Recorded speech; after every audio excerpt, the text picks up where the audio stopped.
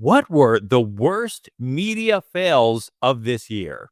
Not an easy question, right? How do you decide? Well, today I'll tell you. You get to vote in what is now the second and hopefully annual Media Fail Awards.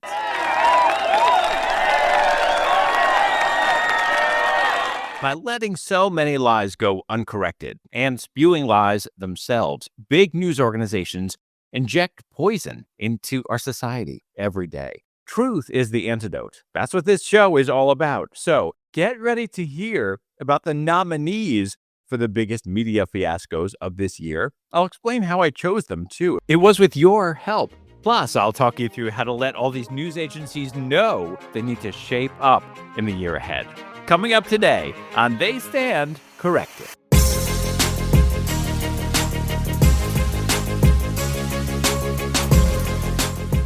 Hello and welcome. So great to have you here. Let me just say, since we're getting to the end of the year, for those of you who have been with this show for a while, some of you have been with it from the beginning, which means you've listened this whole year. Thank you so much. And to all those of you who have joined throughout this year, great to have you as well. Oh, for those of you who are new, hi, I'm Josh Levs. And this is my podcast, They Stand Corrected, which is all about fact-checking the news. Week after week, I have shown you ways in which the media fails to hold people accountable and fails to fact-check itself. So you keep getting false information, which is the exact opposite of what the news is supposed to be about. If you're wondering about me, you can learn more at my website, joshlevs.com. I spent 20 years in mainstream media, 10 on NPR, 10 on CNN, where I became basically the lead on-air fact-checker. But I always saw throughout all that time how much the news world fails you and how it needs to be fixed. This show is about making that happen. Along with this show comes a newsletter. And this week, that's especially significant because the newsletter is where you will find the list of nominees for the Media Fail Award.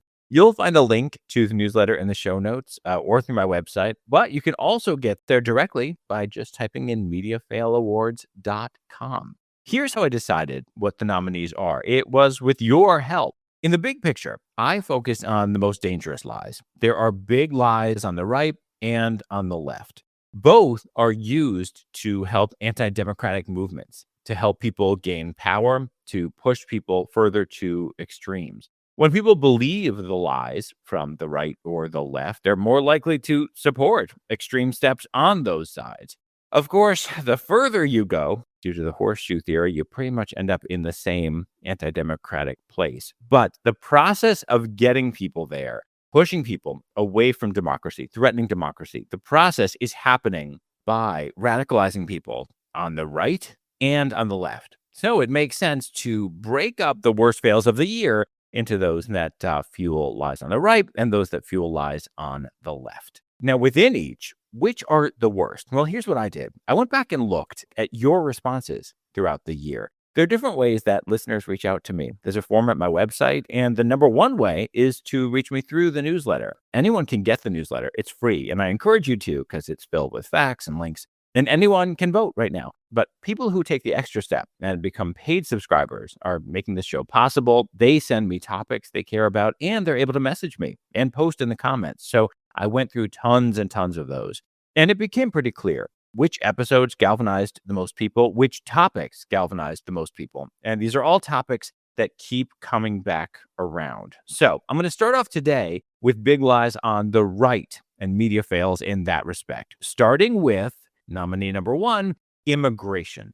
There is broad consensus in America that, of course, actions should be taken against illegal immigration and porous borders. And that includes, by the way, addressing the way our economic system encourages people to become illegal immigrants. We have them do lots of jobs in this country. But Trump keeps lying about immigration, and the mainstream media allows that to happen. So huge numbers of people believe lies about immigrants in this country. So, of course, they would then support some of the extreme steps that Trump is taking. People need facts in order to weigh in on anything. Here is an episode that got a lot of you talking. This is a clip from episode 48 titled Cycle Breaker Immigration.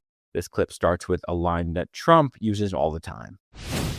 We need Mexico and Canada to do much more than they've done, and they have to stop the fentanyl and drugs pouring into the USA. They're going to stop it. That is one of his frequent talking points in discussions of illegal immigration. He brings up fentanyl deaths. He also said this. Over the past 4 years, 21 million people poured into the United States. Many of them were murderers, human traffickers, gang members, and other criminals from the streets of dangerous cities all throughout the world. Then there was applause. And then listen to the next words he said here. And I want to thank Tom Homan. Tom Homan is his border czar. Before Trump began his second term, Tom Homan was pushing these same kinds of talking points in the media. Here he was on CNN. You got a record number of Americans dying from fentanyl coming across that border. You got a 600% increase in sex trafficking. So we got to stop these magnets. Of course, none of that was fact-checked in the interview or during the show or when that video was posted online. Just recently, in episode 85, I reported on the National Guard shooting. Sarah Beckstrom, age 20, was killed in the attack. Andrew Wolf, 24, is apparently making progress toward recovery as I record this. Trump said he's making amazing progress. I hope that's true. That shooting was by an Afghan immigrant, and Trump used that shooting to push lies about immigration, which the media then parroted without fact-checking. Of course, this keeps happening. All right, next topic from the worst fails in favor of the right. Trump has spent so much of this year destroying large parts of the federal government. Now, as I've reported, there's nothing wrong with wanting to cut the size of government or get more efficient, but that is not what Trump and his team have been doing. They've been making a mess, to put it mildly, and the media let them claim all sorts of nonsense about this. Here's an example from episode 47, which was titled Trump, Storm, and Helicopters. In the episode, you'll hear why it got that name. Anyway, this clip starts off with Senator Marquayne Mullen of Oklahoma on NBC's Meet the Press. What Oklahomans want is to make sure that we get rid of the waste and fraud inside the federal government. And that's exactly what the president's done. They've already identified billions of dollars of waste and fraud for the taxpayers. But Senator, first of all, they haven't provided proof of fraud, but talk to the people in Oklahoma who've lost their jobs, who say they are hurting. That was host Kristen Welker, at least mentioning the no proof of fraud. But the bigger claim in there is that they've identified all these billions of dollars of waste. Here he is again in that same interview. Within only 4 short weeks, we've already identified over $55 billion of waste and fraud. No, they haven't. And at this point, when this interview took place, there was already a lot of reporting showing that this alleged Department of Government Efficiency, DOGE, has no clue what it's cutting or how much money it's actually saving.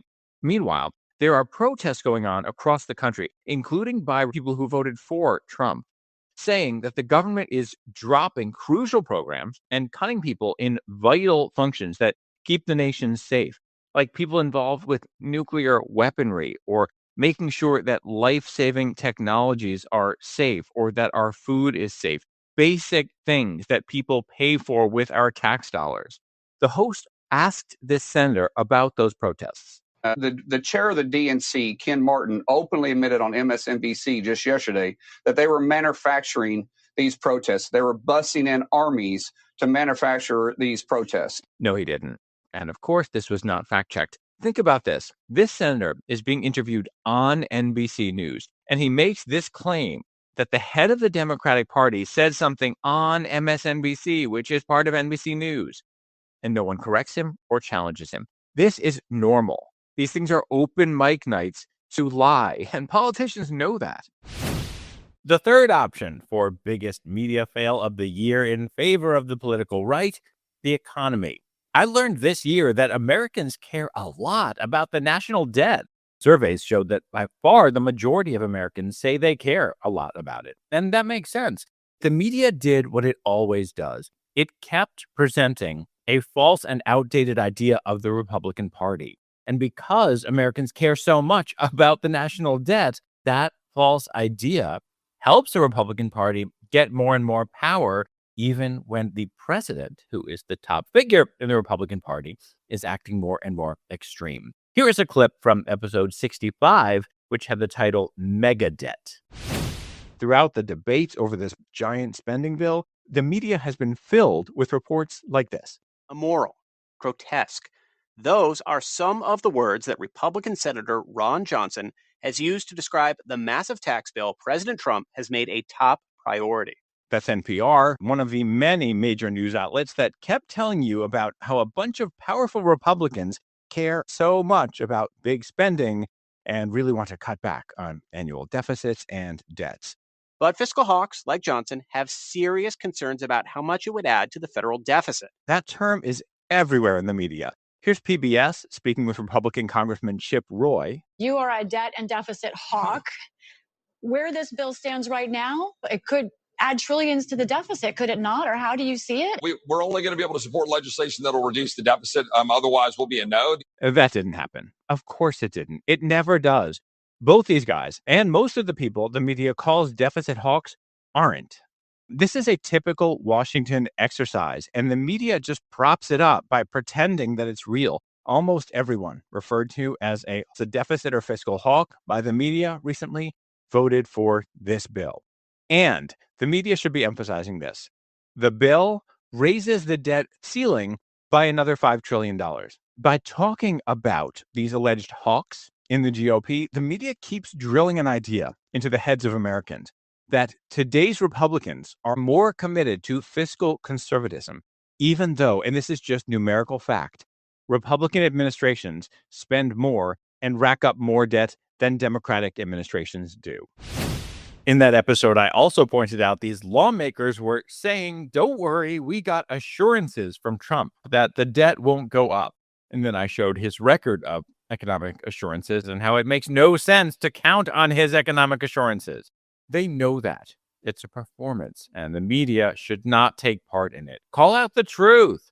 Okay, and the final nominee for worst media fail in favor of the right involves Russia and Ukraine. Some people believe that perhaps the most dangerous anti-democratic move on the right involves the United States under Trump abandoning Ukraine or failing to stand adequately by Ukraine, including Trump's public condemnations of Ukraine and the ways in which he's given in to Russia. Ukraine is fighting for survival as a democracy. The media should be making this clear because democracy is in danger around the world. CBS got an interview with Russia's Foreign Minister Sergei Lavrov. This was an opportunity to educate Americans about all of it and address this anti-democratic effort. But, well, here's a clip from episode 55 titled Grandstanding. That video is 44 minutes long. And in the entire conversation, CBS did not once mention what Russia's war against Ukraine is. An attack on democracy. Lavrov even gave her an opportunity that she could have taken to bring up democracy. Europeans are really very nervous that they're being marginalized. He wants to claim that he's speaking for Europe. European democracies are disgusted by the United States turning its back on Ukraine, but nothing from CBS about that. And then there's this from Lavrov. The international system of diplomacy was not used for the entire duration of the Biden administration. That is straight up false. That was bad enough, but listen to what I pointed out next in that episode. This surprised even me. Listen to what Margaret Brennan said at the top of this interview. Before the cameras rolled, his communications team suggested that we ask him to keep his answers short. He made the point throughout the interview that he was trying to do just that. Did CBS take editorial guidance from the Russian government on how to conduct the interview? His team suggested that you ask him to keep his answers short. Who cares what his team suggested? Listen to the kinds of things that Lavrov kept saying. Now I understand, by the way, why you wanted to get brief answers to your questions. You want a brief answer, right? As I understand from your initial words. Or you want an answer explaining the situation. You wanted a brief answer, I will have to be longer, since it is not probably getting through. So yeah, it seems CBS did what his communications team wanted, which is crazy. You never take that kind of guidance from anyone's communications team, let alone the Russian government. The world is watching the fight between Russia and Ukraine and watching to see whether the U.S. will ultimately stand by Ukraine and for democracy. A big U.S. news network had the chance to address this and not only failed, but let Russia set editorial guidance and clearly fell for a trap there. Oy. Okay, coming up, massive failures on the big lies of the left, including anti-Israel insanity, rising political violence, and New York City's incoming mayor. Hi, Josh. This is Sabrina from Silver Spring, Maryland. I just wanted to say how much I love your podcast. I really appreciate the meaningful content you share and your commitment to accuracy in journalism. It's so important to have a clear understanding of key news events and topics, and you help make that possible. Thank you for everything you do.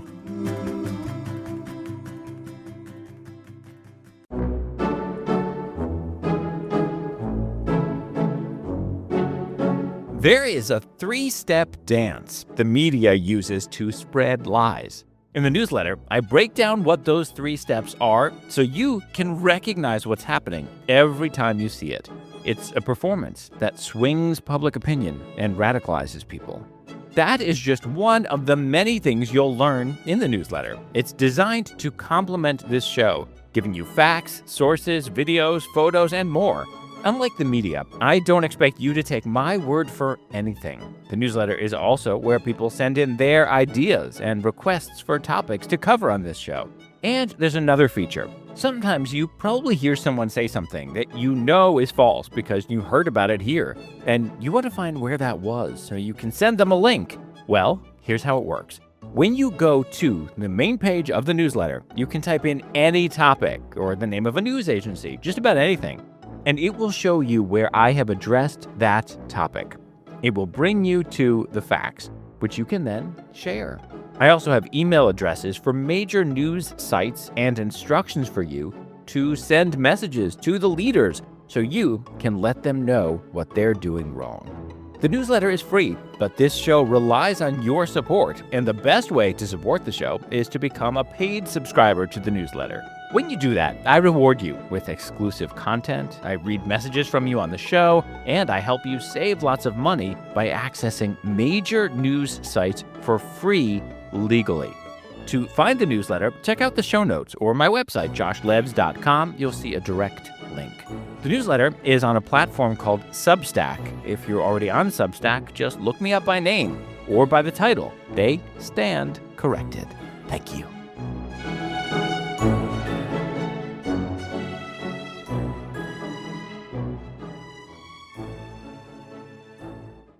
Legacy media do at least sometimes call out lies from the Trump administration. They should always. It's a huge failure to let so many lies go uncorrected. But on the left, they never or virtually never call out the lies. In fact, it gets even worse. They are often the ones telling you the lies. So in that sense, these are even bigger journalistic failures. These are systemic and purposeful, not just lazy. One clear way to see this is in how the mainstream media have given Zohran Mamdani a ridiculous kid gloves treatment, ignoring his openly, and this is not an opinion, it's just a fact, anti-democratic threat. In episode 64, Mom Dangerous, I pointed something out, all right, and follow me here. The New York Times never ran any pieces from Black Trump supporters, even though about 15% of Black Americans voted for him.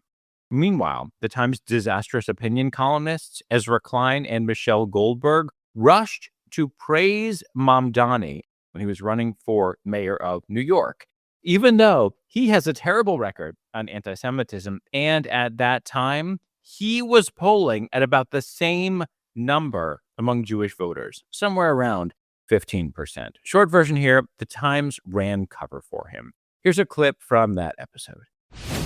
This gets worse, way, way worse. In the Michelle Goldberg column, in which she's praising Mamdani, she mentions that the International Criminal Court issued a warrant for the arrest of Israel's Prime Minister Benjamin Netanyahu. And she says that Mamdani, quote, has said he'd enforce the warrant if Netanyahu ever comes to New York. Okay, stop everything. This is huge. But she just moves right on with her praise of this guy. Here's what any legitimate news agency would actually tell you at that point. That would be an illegal arrest with no authority, with no warrant, no charge, no nothing.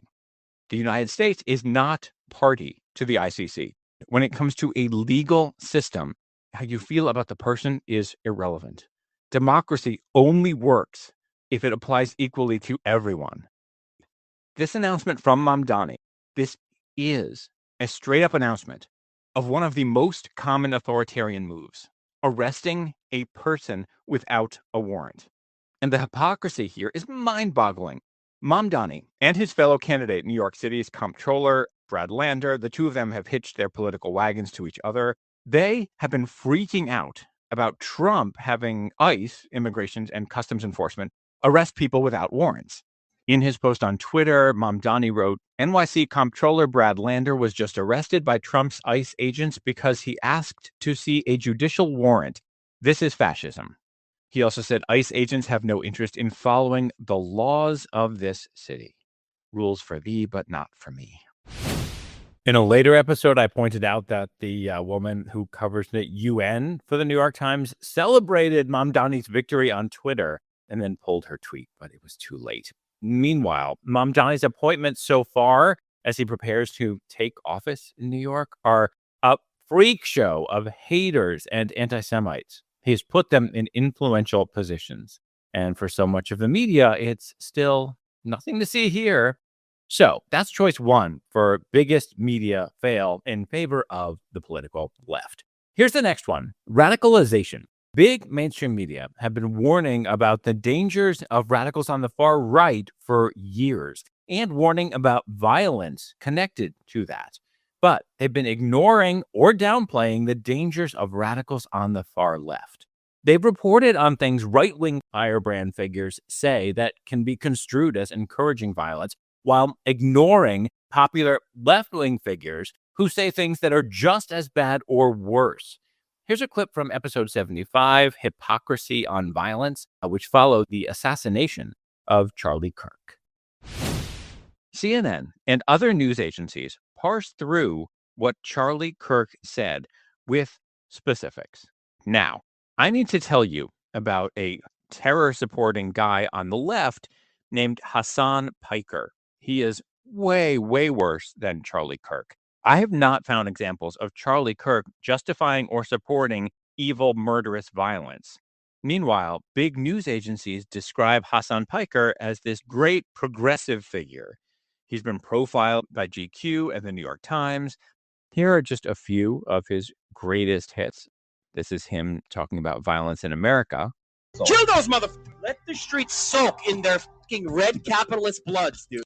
Apparently, he was referring to landlords, and now he says that he was being hyperbolic. But that argument is the same one that people on the right have been using for years when mainstream media point to violent things they say. Piker also says the United States deserved 9/11, and he has repeatedly praised the October 7th massacres by Palestinian terrorists in Israel. Doesn't matter if fucking rapes happen on October 7th. Like, that doesn't change the dynamic for me even this much. When he is profiled and written up, mainstream news organizations never establish that he is a hate monger.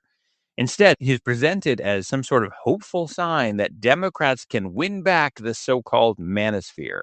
They like to point out that he claims to support LGBTQ plus people and their rights, but they don't point out that he supports the most anti-LGBTQ regimes on earth, like Palestinians, Iran. He praises Hezbollah, the terrorist mafia that controls southern Lebanon. I'm going to play for you now one of the many things that Hassan Piker said on that. Warning here, it is graphic and demented, but you should hear the kind of stuff he says. He was talking about Dan Crenshaw, a Republican representative who lost his eye when he was fighting as part of U.S. forces in Afghanistan.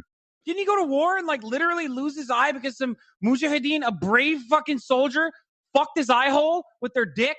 Isn't that how he lost his fucking dumbass eye? Because he got his fucking eye hole fucked? At the time, after a couple days, he said, okay, that one comment was inappropriate. But here's the key. People don't support him despite these remarks. They watch and support him because of remarks like this. Here is CNN interviewing Hassan Piker. There's been a lot of controversy around you. Yes. The way you talk about Israel is viewed by some as anti-Semitic. Yeah. Are you anti-Semitic? Of course not. The real problem here is that I'm an anti-Zionist. The real problem here is that I'm extremely critical of Israel. That's all. CNN just moved right on. Nothing to see here, nothing to explore here, nothing to question or challenge. Of course, and there have been more puff pieces about him since then. Meanwhile, I reported on multiple surveys showing that people on the far left are even more willing to support political violence than people on the far right. It's so dangerous. Next, hostages. Anti-Semitism is deeply embedded in mainstream media. News agencies have established standards and practices in which you do not report on Israel like anywhere else in the world. Totally different rules. While Israeli hostages were being held in hellish conditions, the media, just like the Red Cross actually, stranded them. Here is a clip from episode 78, Hostages, a Media Reckoning. In all other cases, when hostages are released, the media has no problem presenting total clarity around good guys and bad guys. Let's start with this one.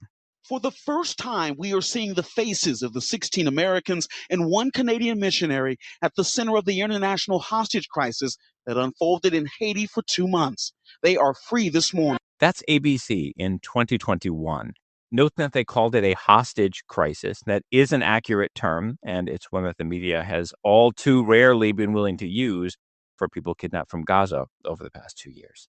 Here is more from that ABC report at the time. The first voice you'll hear is someone with the missionaries group talking about what these people told him. One of the hostages said, and I quote, 2 hours were through fierce brambles. We were in gang territory the whole hike. They eventually found someone who helped them make a phone call for help. They were finally free. And then the anchor added this. I'm just glad they made it out safely, Marcus. Thank you. No question who the victims and villains are. There's no language in there about the plight or desperation of Haitians and how that could have led to this. Nothing to try to make you feel sorry for the people who took them hostage. And good, there shouldn't be. There are also hostage rescue efforts by militaries. Those are extremely difficult and very risky. There was a failed effort, for example, to save American citizen Luke Summers, a photojournalist in Yemen in 2014. Here's a report on that. Actually, ABC. U.S. officials say Summers was moved just 2 days before the November 25th rescue mission in a remote area of Yemen, led by Navy SEAL Team 6. A number of other hostages being held by al-Qaeda in a mountain cave were freed. This is one of the hardest military operations you can do. Al-Qaeda ended up killing him and Pierre Corky, a South African hostage. The media never downplayed the evils of al-Qaeda taking hostages and holding hostages. In this report they felt no need to mention U.S. bombings in Yemen and how many people, including civilians, were killed in those bombings. Note that what you're getting here are stories of victims, villains, and heroes. Did you ever once get that sense from the news over the past 2 years when Israel has managed to actually rescue some hostages? Here's a clip from ILTV, an English language news site from Israel. The Bedouin father of 11 was found and rescued by Naval Special Forces and the Yahalom Combat Engineering Unit, deep in a tunnel in South Gaza.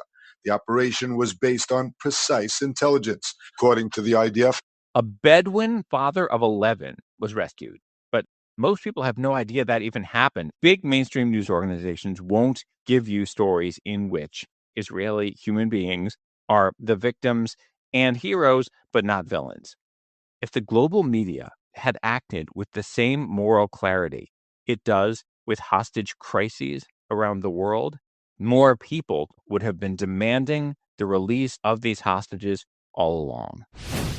A couple episodes later, I reported on how news agencies were blowing it in reporting about the hostage release as part of a ceasefire deal. Big media equated Israeli hostages with Palestinian prisoners, even though the Palestinians being released included terrorists and other evil, vicious attackers. One had raped and killed a 13-year-old boy. These are the people that Palestinians want released. But the media won't tell you that because it destroys their narrative. Finally, speaking of narrative, maybe the biggest lie of the left in the entire world these days, fueled by the media, genocide. Lots of news agencies are guilty, but the New York Times is probably the worst. Here's a clip from episode 67, Truth Aside, focusing on a New York Times op-ed from a professor at Brown University. Getting an op-ed published in the Times is, sadly, still considered like the holy grail for a lot of people who want to publish opinion essays. The Times turns down the overwhelming majority of op-eds that are pitched to them. But if you are someone like this guy who wants to jump on the crazy, obsessive anti-Israel bandwagon, they have room for you. This professor cited Israel's military actions in an area of Gaza in 2024. In the real world, the operations were successful. They killed the top leader of Hamas. They freed 2 hostages. You wouldn't know any of that from this New York Times piece. Anyway, here's what he says he concluded. At that point, it appeared no longer possible to deny that the pattern of IDF operations was consistent with the statements denoting genocidal intent made by Israeli leaders in the days after the Hamas attack. Prime Minister Benjamin Netanyahu had promised that the enemy would pay a huge price for the attack and that the IDF would turn parts of Gaza, where Hamas was operating, into rubble. And he called on the residents of Gaza to leave now because we will operate forcefully everywhere. In what you just heard, a few words here and there were in quotes. This is where we get into the journalistic trickery. Quotes out of context can be used to present the wrong idea. So let's break this down. The entire argument rests on the idea of intent. And this guy points to a definition of genocide used by the United Nations and the International Criminal Court that refers to acts committed with intent to destroy, in whole or in part, a national, ethnic, racial, or religious group. When we look at the actual quotes, they specifically did not show an intent to destroy any of those things. He mentioned that Netanyahu promised the enemy would pay a huge price. The words huge price are in quotes. So, what did Netanyahu actually say? He made clear that the war was against Hamas, not every person who lives in Gaza. And do you know who recognized that? The mainstream media. Israeli Prime Minister Benjamin Netanyahu tells his cabinet Israel's response to Hamas' surprise attack this morning from Gaza will exact a huge price from the militant group. That's CNN. They should have said terrorist group rather than militant group. But the point is, media understood he was talking about the enemies who attacked. He never said that about all Gazans. Netanyahu also kept saying, and has said many times since, that Israel is paying a heavy price and that the IDF would pay a heavy price. That is normal language when you're fighting back against an enemy's evil attack. Here was President George W. Bush announcing attacks on Afghanistan. This was not long after 9/11. The Taliban will pay a price. By destroying camps and disrupting communications, we will make it more difficult for the terror network to train new recruits and coordinate their evil plans. He also talked about wanting to free Afghan civilians from the Taliban, and Netanyahu and other leaders have talked about freeing Gazans from Hamas. No matter how you feel about someone, in journalism, you have to apply the rules always. The Times obviously doesn't. So this first quote that this guy used in his op-ed is clearly not evidence of genocidal intent, but he's pretending it is. Here's the next part in his sentence. Turn parts of Gaza, where Hamas was operating, into rubble. The words into rubble are in quotes there. And again, in context, very clearly not genocidal. Weirdly, this professor seems to unintentionally acknowledge that because he points out that Netanyahu referred to areas where Hamas was operating, like how Bush referred to destroying camps. Those were terrorist camps. What I did in that episode was take you through the arguments and fact check them, which is what every news agency should do, and what the Times did not do, in violation of its own written rules, by the way, including for op-eds. The media failures on this have been so widespread. Lots of media claim that the International Court of Justice found it plausible that there's genocide. It didn't. Joan Donahue, who was president of the ICJ, has been trying to set the media straight. Here she was on the BBC. The court decided that the Palestinians had a plausible right to be protected from genocide and that South Africa had the right to present that claim in the court. But it did not decide, and this is something where I'm correcting what's often said in the media, it didn't decide that the claim of genocide was plausible. But the media keeps saying it anyway. And in some cases, the media just says the genocide lie as though it's a fact without even trying to attribute it to anyone. That's what New York Magazine, part of Vox Media, did recently, as I reported here on the show. These lies get people killed. It's amazing how easy it is for lies to spread. And humans quickly turn into villagers with torches, going after people for whatever horrible thing they heard. Thanks a lot, media. There are 2 more categories for the biggest media fails of the year. I'll explain those coming up.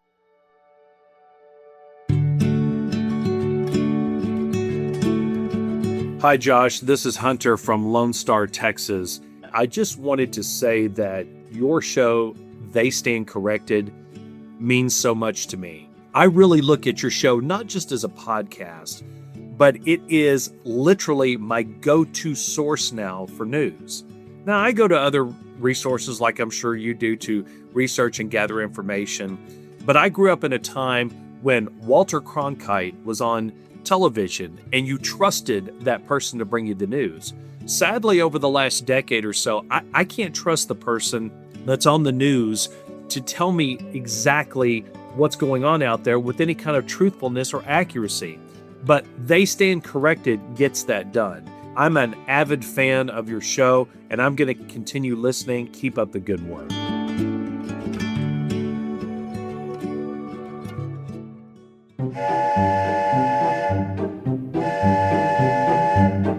Do you remember the little engine that could?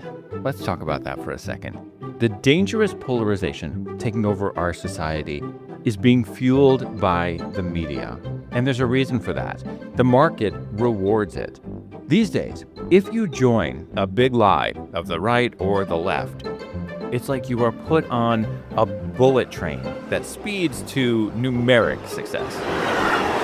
This show goes against the market, and so it is a much tougher, harder path to grow this show. We need your support to grow this movement for truth, to help fuel this train up the hill. Here are things you can do. Yes, you can become a paid subscriber to the newsletter. That's helpful. Also, there are free things you can do. Rate and review this show on the platforms, wherever you're listening to it now. Everyone who does that makes a huge difference because that's how those algorithms work.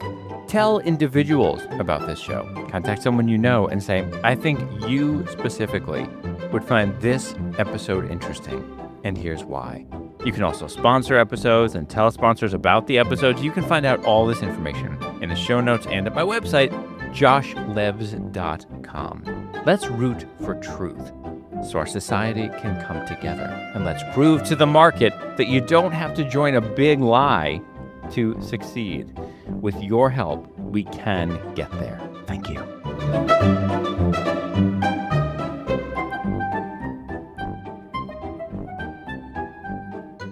Wow, what a year it has been.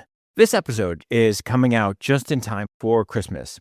To all the great people among you who celebrate it, I wish you a Merry Christmas, filled with blessings and light and all good things. Also, maybe you can help me get the word out to the media to stop this annual tradition of letting people claim that Jesus was somehow Palestinian.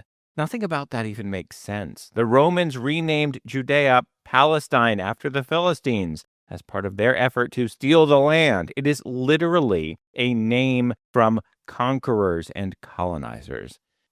Meanwhile, Christians are facing horrible persecution around the world and especially in Africa from Islamist terrorists. Just as Jewish people were gunned down in Sydney, Australia, and elsewhere, as I reported last week, Islamist terrorists have been launching genocidal attacks against Christians in Africa. I reported on this show how big news agencies didn't even report on instances of mass beheadings of Christians in African nations.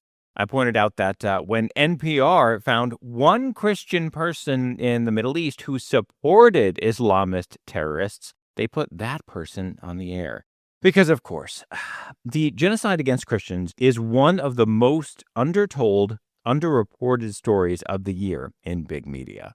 And there are a few others to choose from. So, at the Media Fail Awards ballot, you will see a chance to weigh in on the biggest underreported story of the year. That question is for paid subscribers to weigh in on, since they are the ones I turn to first in deciding what to cover on this show. They can also submit comments and messages to add to the list. And as kind of my holiday gift to you, there's a 7-day free trial now of the paid version.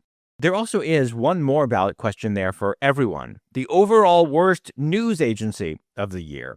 The one that had the most disasters and the most epic disasters specifically. You can choose from among several. You will see the choices there. Again, it's at the newsletter, which you'll find on Substack or through the link in the show notes, or you can just get there through the short link, mediafailawards.com. One disappointing announcement, but hey, I tell you the truth, I am currently about 17% under where I need to be to keep this show going in terms of paid subscribers, supporters, etc. You can support the show through the newsletter or PayPal or buy me a coffee, which is a great website. I'm loving the notes that supporters have been putting there. You'll see links in the show notes. It's just paypal.me/JoshLebs or buymeacoffee/JoshLebs. Although I don't drink coffee. Maybe this week it should say eggnog. As always, I would love to hear from you. You can send notes through those websites as well, actually, or through the form at my website, joshlebs.com. I read every message. Quick programming note, this show will be off next week for the holiday. So I will take this moment to wish you all a very happy new year. Hopefully there will be another year of this show. Thank you so much for listening. That is in and of itself a gift. I'm sending out big love. And I will see you in 2 weeks.